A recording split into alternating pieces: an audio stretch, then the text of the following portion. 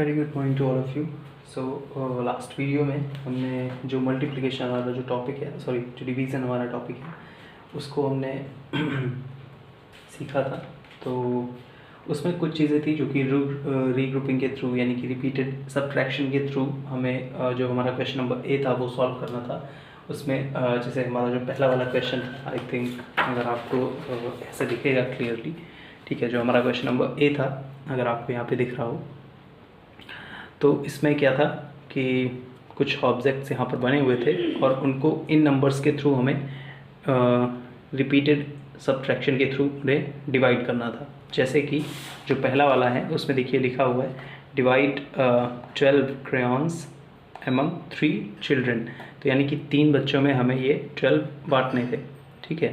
तो 3 चिल्ड्रंस में बांटने थे, 3 में बांटने के लिए हमें ये जो 12 हैं, ठीक है ना, इनको 3 अलग अलग पार्ट्स में डिवाइड करना होगा। तो 3 अलग अलग पार्ट्स में डिवाइड करने का मतलब कि जैसे 12 को अगर हम 3 अलग अलग पार्ट्स में और इक्वल पार्ट्स में, रिपीटेड सबट्रैक्शन का मतलब होता है कि इक्वल पार्ट्स में वो डिवाइड मतलब माइनस हो, ठीक है। तो 12 को अगर हम सब्ट्रैक्ट करेंगे तो ये 4 और 4 में माइनस होगा। जैसे अगर हम देखें 12 माइनस 4 इज इक्वल टू 8, फिर 8 minus 4 is equal to 4 and then 4 minus 4 is equal to 0। यानी कि ये 12 जो था है ना, इस 12 में से हमने 4 को लगातार 3 बार माइनस किया और जब माइनस किया तो लास्ट में हमारे पास क्या बचता है 0 यानी कि कुछ नहीं। तो हमने लगातार इनको माइनस किया, माइनस करने के बाद इस तरह से ये जो हमारा रिपीटेड सबट्रैक्शन था इसके थ्रू हमने देखा कि वो जो ऑब्जेक्ट्स थे उन ऑब्जेक्ट्स को हमें डिवाइड करना है और वो ऑब्जेक्ट्स किन में डिवाइड होंगे 4 के ग्रुप में, ठीक है। तो ऐसे ही जो बाकी के क्वेश्चंस थे आपके क्वेश्चन नंबर ए में वो ऐसे ही करने थे एंड आई होप कि आपने वीडियो देखा होगा तो उस वीडियो में आपको समझ में आया होगा। बट आज हम क्वेश्चन नंबर जो हमारा बी है एंड क्वेश्चन नंबर सी है इसकी तरफ चलते हैं। सो क्वेश्चन नंबर बी में बहुत बड़ी चीज़ नहीं है, उसमें जैसे आपका पहला क्वेश्चन उन्होंने कर दिया है, सेकंड क्वेश्चन हम कर देते हैं एंड आपको थोड़ा सा समझ में भी आ जाएगा आई थिंक, ठीक है। क्वेश्चन नंबर बी का सेकंड पार्ट, ओके। सो इसमें क्या था, इसमें इन्होंने पहले तो एक बॉक्स ऐसे बना दिया है, ठीक है, और इसके आगे 2 बॉक्सेस बना दिए। अब 2 बॉक्सेस की जगह वहाँ नहीं है तो हम 2 बॉक्सेस इधर बना लेते हैं, ठीक है। ये पहला हो गया हमारा और ये हो गया हमारा दूसरा बॉक्स, ठीक है। पहले वाले में मल्टीप्लिकेशन फैक्ट्स दे रखा है और जो उन्होंने सॉल्व किया है वो वाला नहीं कर रहे हैं। उसके अलावा जो दूसरा है उसमें उन्होंने लिख रखा है 5 × 6 इज इक्वल टू 30, ठीक है। तो बस इसे ही हमें, ये किस फॉर्म में है मल्टीप्लिकेशन के, इसे हमें डिवीज़न के फॉर्म में करना है बिकॉज जो हमारा चैप्टर है वो है डिवीज़न, इसे डिवीज़न के फॉर्म में कन्वर्ट करना है, ठीक है। करते हैं, डिवीज़न के फॉर्म में करना है तो इसको करना क्या होता है, देखिए सिर्फ इतना कि जो हमारा ये नंबर होता है सबसे बड़ा वाला, उस नंबर को हम सबसे पहले लिख लेते हैं, ठीक है, इधर भी और इधर भी। फिर इसके आगे यहाँ पर मल्टीप्लिकेशन का साइन था, यहाँ पर डिवीज़न का साइन हो गया। अब इसके बाद यहाँ पर हमारे पास 2 नंबर्स हैं, एक है 5 एक है 6। तो इधर हम पहले 5 लिख देते हैं और इधर हम क्या लिख देते हैं 6, ठीक है। फिर उसके बाद इक्वल का साइन लगा दिया। अब आप ये देखो यहाँ पर जो 2 नंबर्स आ चुके हैं इन 3 में से, तो तीसरा नंबर कौन सा बचता है, ये वो हमने यहाँ लिख लिया, ठीक है।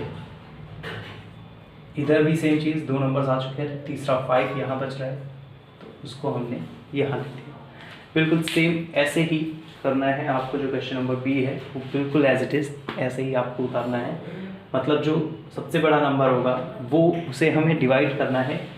ये जो 2 उसके मल्टीपल्स दे रखे हैं, यानी कि जो 2 डिजिट्स दे रखे हैं जिससे कि मल्टीप्लाई होकर के वो नंबर बन रहा है, तो सबसे पहले उस नंबर को हमें एक नंबर से डिवाइड करना है, ठीक है। फिर जो दूसरा नंबर होगा वो ऑटोमेटिकली उसका आंसर होगा। सेम चीज़ सेकंड बॉक्स में करनी है, जो जिस नंबर से हम पहले बॉक्स में डिवाइड करेंगे उसको छोड़ करके जो दूसरा नंबर होगा उससे हमें सेकंड बॉक्स में डिवाइड करना है, और उसके बाद आंसर जो होगा हमारा वो उसके अलावा दिया गया दूसरा नंबर। खैर, इसी तरह से जो क्वेश्चन नंबर सेकंड में जितने भी पार्ट्स हैं, यानी कि क्वेश्चन नंबर बी में जितने भी पार्ट्स हैं वो ऐसे होने हैं। फिर इसके बाद क्वेश्चन नंबर सी की बात करें तो क्वेश्चन नंबर सी में भी आई थिंक की बॉक्सेस बने हैं। यस, तो उसमें वो और इजी है।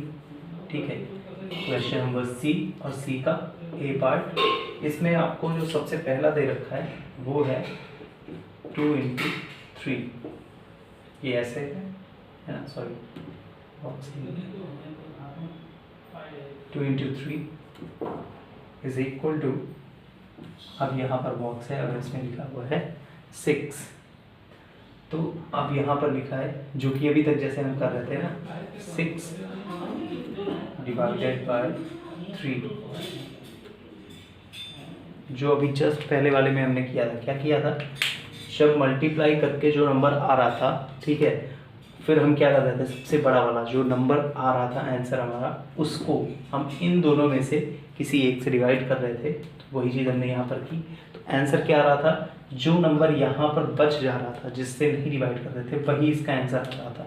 यानी कि इसका आंसर क्या हो जाएगा, इधर बॉक्स में अगर हम लिखते हैं तो 3 से तो डिवाइड ही कर रहे हैं, बचा क्या 2, वो 2 कहाँ आ जाएगा, यहाँ पर। ठीक है, इसी तरह से अब जो बाकी के क्वेश्चंस हैं आपके क्वेश्चन नंबर सी में, वो आपको ऐसे ही करने हैं। इसके बाद जो नंबर लाइन पर जो डिवीज़न है वो कैसे करते हैं वो हम कल सीखेंगे। ठीक है, so till the take care, goodbye. Question number B and C आपको होमवर्क करना है।